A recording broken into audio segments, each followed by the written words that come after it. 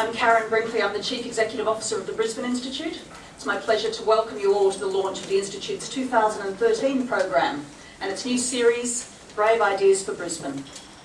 I'd like to acknowledge Lord Mayor Graham Quirk, Brisbane City Councillors Krista Adams and Geraldine Knapp, Chair of the Brisbane Institute and of Gaydon's lawyers, Paul Spiro, his fellow Brisbane Institute board colleagues, Aaron Dillaway MP, Member for Bulimba, Fiona Nichols of Rio Tinto Energy, Sue Rickaby from Brisbane City Council, and also Professor John Cole, Deputy Vice-Chancellor of the University of Southern Queensland, who is a member of our esteemed research committee. Representatives of the Brisbane Institute's other principal partners, including the Queensland Government, represented today by Kerry Millard MP, Freya Ostapovich MP, and Pat Vidgen, Deputy Director General of the Department of the Premier and Cabinet.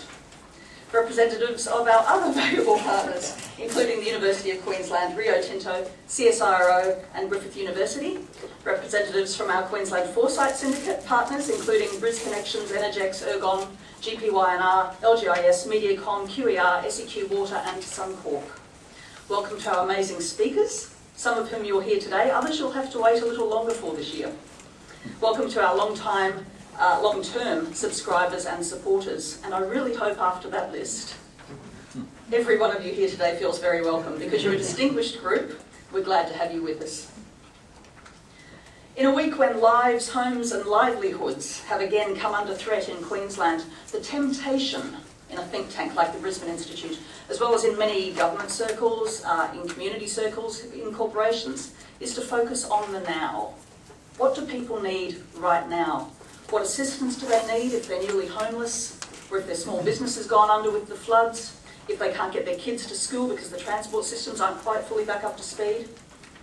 In Brisbane and elsewhere around the state, we're getting very efficient at managing crises, relating to weather at least. So already, the urgent discussions are moving on to policy and procedures.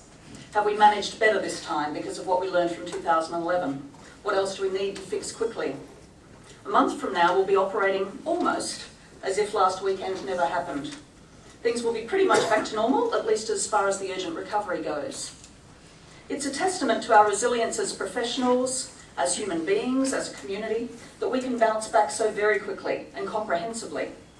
But one of the challenges, then, for a think tank like the Brisbane Institute, and also for its government, corporate and community partners, is seeing past the distractions.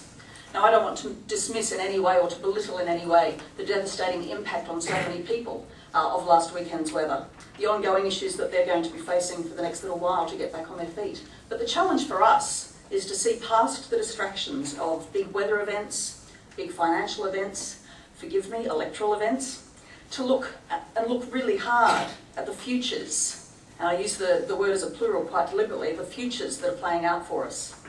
Because while we're waiting for things to get back to normal before we can start planning again, while we're waiting for the flooded rivers to clear, or for the property market to pick up, or for the coal price to improve, or for an election to be fought, before we can move forward with our big ambitions, if we're waiting for all of those things to happen, we're missing the point. This is normal. This distraction of our attention is normal. And our futures, our many possible futures, are bearing down on us faster than we can possibly imagine them. If we don't start imagining, if we don't start creating the conducive conditions, investigating the left of field opportunities, there's a risk we're going to miss the big opportunities. And so at the Brisbane Institute, 2013 is the year of brave ideas, of big, bold, audacious, cheeky, possibly alarming sometimes, ideas.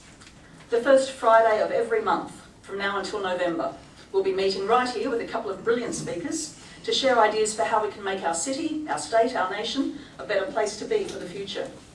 These won't just be talk fests. They won't just be flash-in-the-pan idea sessions. We'll be working through these brave ideas to determine what we need to do, the individuals, the corporations, the agencies within the Brisbane Institute's network, to make these ideas, these big, brave futures, actually happen.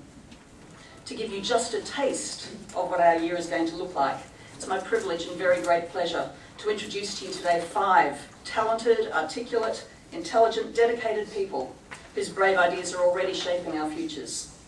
The first of these is Lord Mayor Graham Quirk, whose commitment to a bold and brilliant future for Brisbane is exemplified by his presence here today. The Lord Mayor has been tireless over the past week in leading the city through the worst of this latest weather crisis. I know he has many other things he could be doing right now. I imagine the piles of issues that have been left on his desk this week is mountainous. I dare say he'd love to be spending some time catching up with the family that he's missed all week. And yet, here he is today to launch our brave new ideas. Ladies and gentlemen, please make a welcome our Lord Mayor and our city's leader, Councillor Graham Quirk.